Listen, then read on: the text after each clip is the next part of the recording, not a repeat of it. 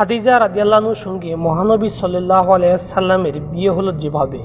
কিশোর থেকে যৌবনে পদার্পণের পর চাচা আবু তালিবের পরামর্শে মক্কার ধনবতী নারী খাদিজা রাদিয়াল্লাহু এর ব্যবসায় নিযুক্ত হন মুহাম্মদ সাল্লাল্লাহু আলাইহি সাল্লাম।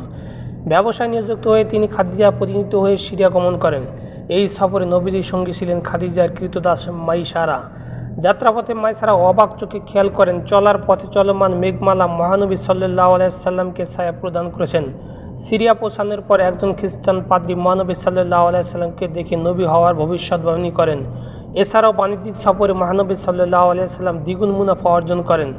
সফর থেকে ফেরার পর রাসূল সাল্লাল্লাহু আলাইহি সাল্লামের সততা, বিচক্ষণতা ও মাইসারা বর্ণনা শুনে খাদিজা রাদিয়াল্লাহু তাকে বিয়ে করার মনস্থ করেন।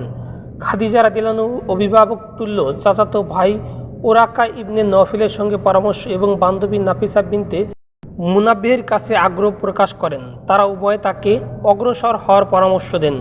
নাফিসা মহানবী সাল্লাল্লাহু আলাইহি সাল্লামের কাছে প্রস্তাব দিলে তিনি সম্মত হন এবং চাচাদের তা অবগত করেন। রাসূল সাল্লাল্লাহু আলাইহি সাল্লামের চাচা হামজা ইবনে আব্দুল মুত্তালিব খাদিজা রাদিয়াল্লাহু এর পরিবারের কাছে প্রস্তাব নিয়ে যান। উভয়ে পরিবারের সম্মতিতে তাদের বিয়ে সম্পন্ন হয়। বিশুদ্ধ মতে বিয়ের সময় মহানবী সাল্লাল্লাহু আলাইহি সাল্লামের বয়স 25 বছর এবং খাদিজা রাদিয়াল্লাহু এর বয়স 40 বছর ছিল। বাণিজ্যিক সফর থেকে ফেরার 2 মাস পর বিয়ে অনুষ্ঠিত হয়। মহানবী সাল্লাল্লাহু আলাইহি সাল্লাম খাদিজা রাদিয়াল্লাহুকে মহর হিসাবে 20টি উট প্রদান করেন, যার তৎকালীন বাজার মূল্য ছিল 500 দিরহাম। নবীজি সাল্লাল্লাহু আলাইহি সাল্লাম এর বিয়ের সময় বনু হাশিম ও বনু মুদারের নেতৃত্বে স্থায়ী ব্যক্তিরা উপস্থিত ছিলেন। আবু তালিব বিয়ের খুতবা পাঠ করেন।